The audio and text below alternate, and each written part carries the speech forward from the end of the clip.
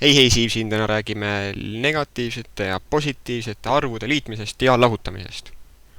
Eelnevas videos, kus me erimärgilisi arve liitsime ja lahutasime, seal me siis rääkisime täpsemalt läbi, mis hakkab toimuma. Mis seal nagu sisuliselt toimub.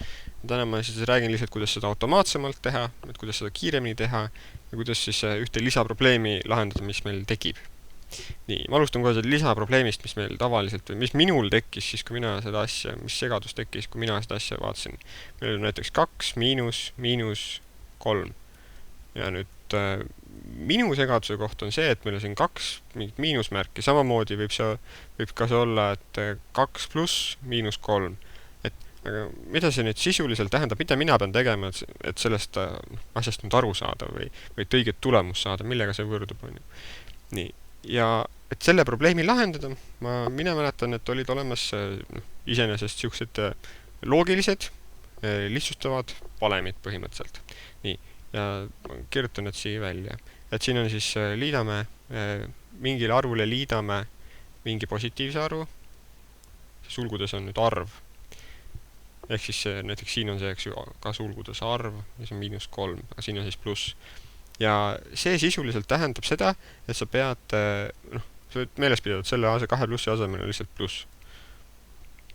Siiligi selge. Ja nüüd, kui meil on näiteks mingist arvust lahutame mingi negatiivse arvu, nagu siin on siis ka negatiivne arv on -3, siis seal peame meeles pidama ka, et on sisuliselt pluss.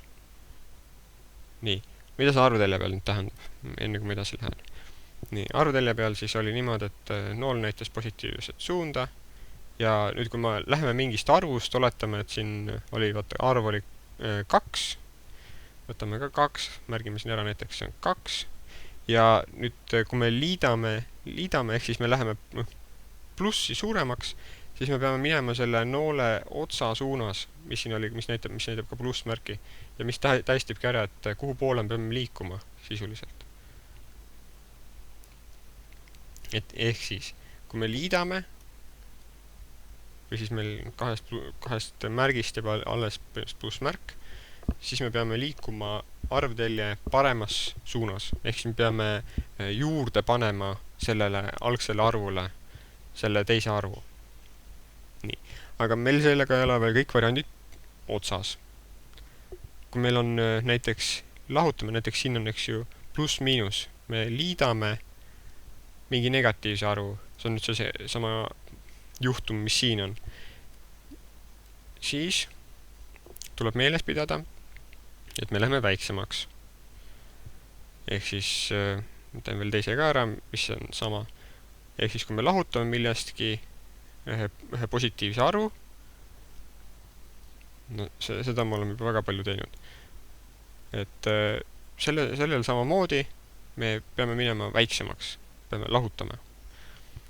Nii, ja mida see arvutelje peal tähendab? Näiteks siin oli meil, eks ju, 2 pluss -3.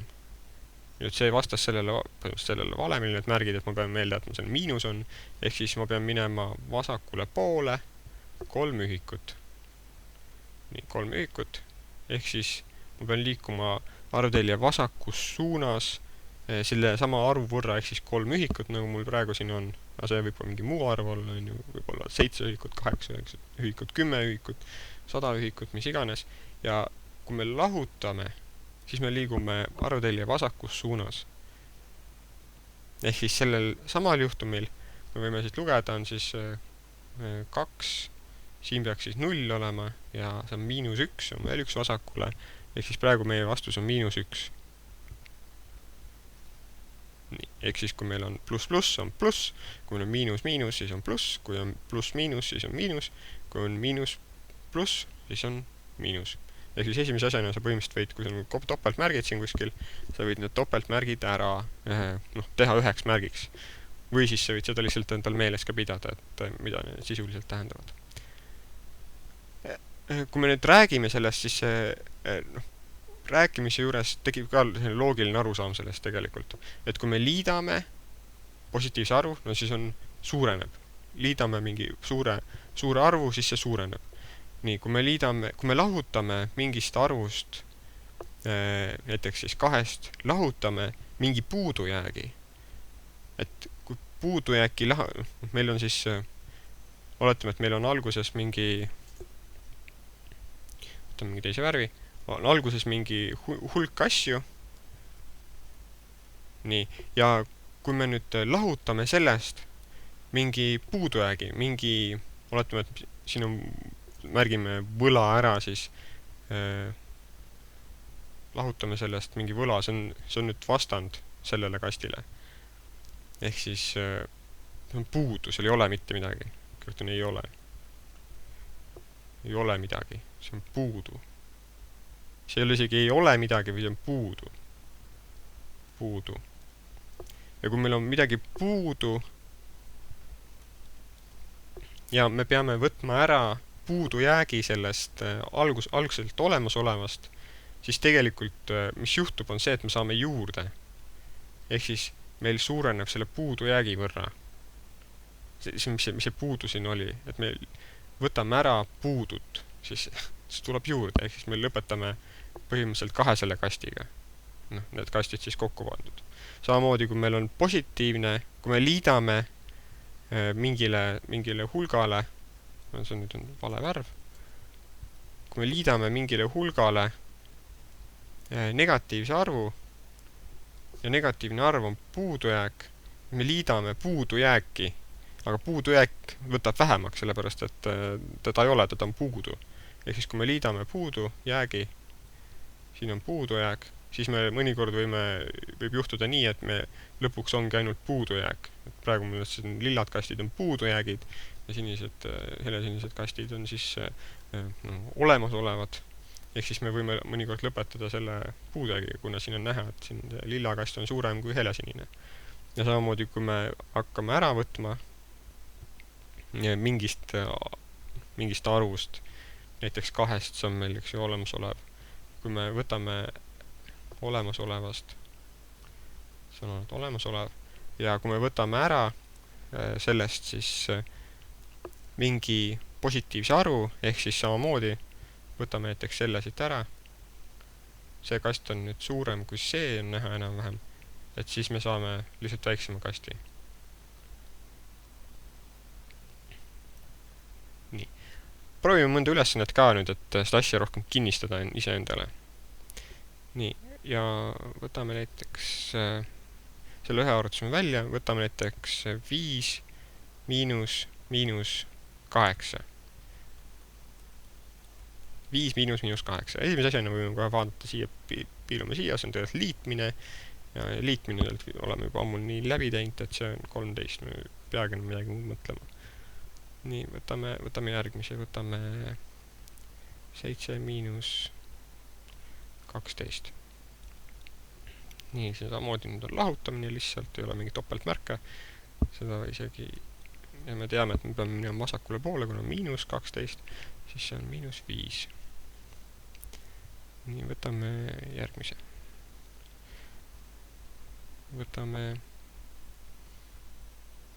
3 pluss miinus 8. Nii, kui sa vaatad, et pluss-miinus koos annavad miinus, ehk siis me peame tegelikult lahutama 3-st 8. Et kui me 3-st jõuame 8, 3-st, ütleme, 3 sammu oleme hüpanud, siis 8-l, siis me oleme jõudnud 0 ja siis me peame veel 5 hüppama, ehk siis ta on miinus 5. 5 hüppame, no, ma üritan seda siis näidata ka, mis ma mõtlesin. Ehk siis me olime 3-s, see on 0 kuskil, ja siin on 2, 3, 4, 5, nii, et me olime, et see pikkus siin on 8, teise värviga.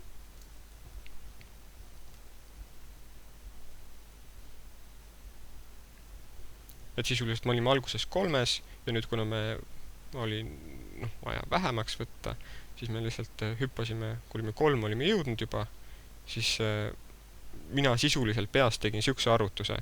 Ma ei teinud enam seda algset arvutust, ma tegin peas siukse arvutuse. 8 miinus 3. Ja see on 5. Jah, aga kuna me oleme miinuses, siis ma pidin miinusega veel ette panema. ehk siis ma ei teinudki arvutust ära võtta 3-st 8, või ma tegin arvutuse 8 miinus 3 ja siis ma panin teise märgi ette. Et see on ka selline päris, ma ei tea, see süsteem töötab, kui sul on mugavam, sa võid seda ka proovida kasutada. Kui me teeme nüüd, teeme veel mõne. 4 miinus 9. Nii, 4 miinus 9. Nii, siin saab seda sama meetodit, mina kasutaks seda sama meetodit, et see on tegelikult sama, mis 9, ma jätan selle miinusega siia, 9 miinus 4, mis on siis 5. Ja kuna see on miinus tuli ka meelde jätta, siis on miinus 5. Nii, võtame veel mõne. Võtame 5 pluss miinus 10. Mulle vist see vastuseks 5 meeldib, sest see on ka miinus 5. No point siis, jah, samamoodi teha. Me peame, põhimõtteliselt võib ka nii teha, et proovime vaadata, et pluss-miinus on kokku miinus, ehk siis see sisuliselt, ma korra kustutan ära, on siis 5 miinus 10, mis siis võrdub miinus 5. Ja teeme siis praegu viimase. Võtame 1 miinus 8. Nii, ja millega see võrdub? Kui me näeme, et miinus andsid tegelikult plussi, siis on 1 pluss 8 ja see on juba lihtne, see on 9. Ma loodan, et sellest valemist on sulle abi, või siis on sulle abi sellest sisulisest arusaamisest, või siis sul on abi arvtelje peal ühele või teisele poole minemisest. Et proovi nüüd harjutusväljakul neid harjutusi teha ja teil see harjutamine aitab sul veel kõige paremini sellest asjast aru saada ja seda asja mõista ja selle ülesanded õigesti lahendada siis. Ole tubli!